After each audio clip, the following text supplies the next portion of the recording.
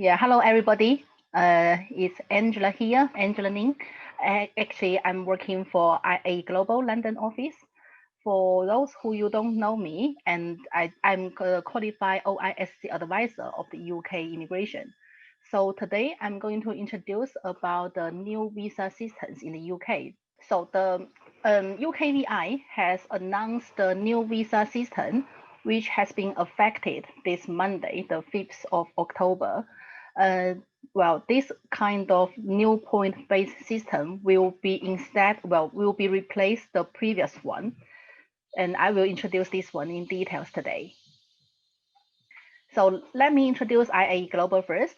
For those who you have already know, IAE is a global network for the education consultant, and we set up in 1992 from South Korean, and we are developing. Now we are covering all around the world, and we are mainly have the four main destination, which is based in Canada, UK, New Zealand, and Australia.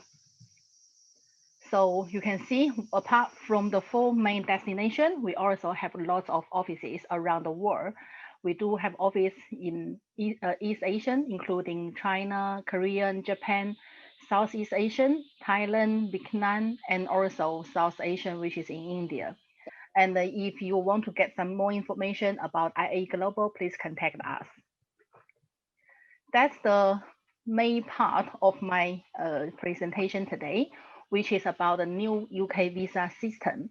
The UKVI has set up the new visa system and which effected actually from this Monday, the 5th of October, about the study visa.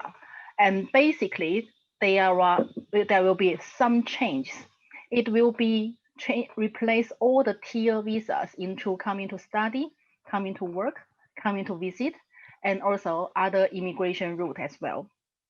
Before I start, I just want to let you know if you have any questions during my presentation, please feel free to to write down your questions in the chat box so I can select it and answer you. So coming to study, I'm not quite sure how far you know about the UK visa. And well, because some of them you might not have the UK application before, you might do other country. But UK used to be having a tiers visa, like tier one mainly for investment, tier two mainly for working visa. There's no tier three, but tier four will be for student visa, and tier five for the short-term working visa. Used to the tier 4 visa asking for 40 points. Now they are now moving to the 70 points. The 70 points will count like this. So the 50 points will be the cast letter, and which is including the course requirement and approved qualification requirement, level of study, place of study. So basically, that's the cast letter, which is reissued by the university or by the higher education institutions. So that's the 50 points. And also they asking for 10 points, which is the financial. So the financial is mainly for the person who's coming to the UK. They need to meet the financial requirement. There is no need to provide their source of income, but instead they need to provide the money has been saving in their bank account for continued 28 days. So if you ask me how much money they need to be if they need to be saving, it will be their first year tuition fees plus maximum 9 months of the living fees. The living fees inside of London, it is £1,265 per month. Outside of London will be £1,050 per month. Maximum will be 9 months. If the courses is shorter than 9 months, it's just whichever month, I mean like 6 months, you just need to provide, you have this 6 months living fees, then that's fine.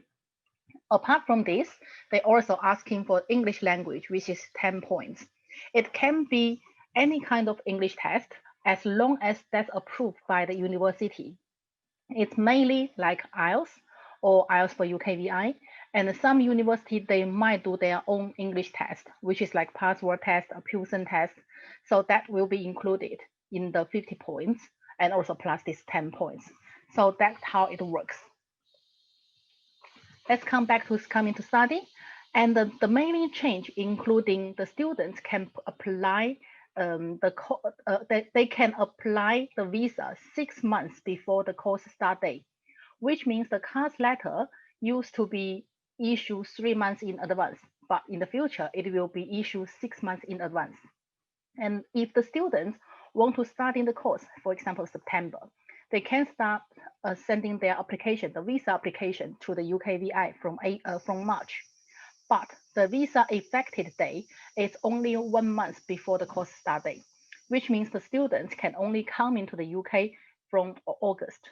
Although they might have the visa already in March, but the visa effective date is only 1 month before the course start date. And used to the students need to have a cap for their study if they are doing the master course and the undergraduate bachelor course in the UK. But now this kind of study cap has been removed for the postgraduate student, which means the students will have no cap for their master course study. They can do the second master, third master, fourth master, and so on. But for the bachelor degree, which is for the undergraduate, it is still a cap, still 5 years cap. There's no change. Again, and the study cap will be 8 years if there's any student studying the degree course in the UK. This one will be removed as well. So the students will have no cap for their study for the maximum 8 years. The students can carry on their study in the UK as long as they can. The student visa can switch to any other types of the visa in the UK. So basically, they do not need to go back to their home country. They can just stay in the UK and also switch the visa in country. So that's a good news for the student as well. And the good things, the most important change will be the following 2 points. So the first one, it will be no routine check for the financial documents when the students extend their visa in the UK, which is a kind of like a leave and remain visa. That's for the student if they want to carry on their study for the master course or for the further continuous study. In that case, as long as they have stayed in the UK for at least 12 months, they do not need to provide their financial documents again. The reason is the UKVI believe the first time when you apply for your visa, you have already handing in your financial document. So in that case, if you extend your visa, no more financial documents needed. So that's something, well, will be very important for the high risk country because low risk country anyway they don't need to provide their visa their financial document, but for the high risk country that's something important for them. For the student, they initially apply the visa, they do not need to hand in their academic qualification to the UKVI even from the initial application. That's because the UKVI they believe the university has already made the assessment to the application, which means for the students who apply to the university, they do not need to hand in their academic qualification anymore. So in this case, if the students short of some academic background and they only have the like PDF file, they can get the offer letter from the university. They don't need to provide this one to the UKVI. Apart from this, the IHS fees, which is NHS fees for all the medical insurance fees in the UK, it will be increased to £470 per year. And that's increasing is from £300. I just want to remind you guys because the UK is free of the medical service. So the NHS in the UK, which is medical service in the UK, is totally free to all the students who have the 6 months or longer visa. If the students have 6 months or longer visa in the UK, if they got illness, they go to hospital, everything is free. These fees will be increased, and we don't know exactly time, but it might be at the end of this month. They used to be say they will increase the fees from the 1st of October, but this increase has been stopped, has been paused because the UKVI they forgot to make the order to the government. So that's why they need to waiting for another 21 days. we hope, well, not hope, we guess this new fees will be effective from the end of this month. There are some terms and conditions about student visa. I need to point out two main points. So for the working, the student visa can work in the UK. Basically, they can work in 20 hours per week during their term time, and there will be no time limit during their holidays. So the only things they cannot work is the professional medical. So basically, they cannot become the training doctor or training nurse. Apart from this job, they can work in anything. The second part is I want to mention about the dependent. If the students holding the student visa, they can bring their dependent to the UK only when they are in the master degree or higher. If the students with the bachelor degree, they cannot bring their dependent to come into the UK. Dependent, that means their husband, wife, civil partner, unmarried partner, same-sex partner, they are all dependent. And also for the children under 18 years old, that's dependent as well. For the dependent visa, they can work in full time in the UK. And also again there will be no time limit, and also no different about the job. Only cannot working as a training doctor or training nurse. And also their children under 16 years old can enjoy the free public education in the UK. So that's only under 16 years old. If there's any children under 21 years old but is in the full-time education, still can apply for the dependent visa to come into the UK. So that's something you need to be you need to be noticed. Student visa. Well, student visa also got one separate one, which is child student visa. Basically, they are similar as a student visa, but the child student visa is only for the student who age 7 to 17 years old, which is under 18 years old. So they can come as early as they are age 4.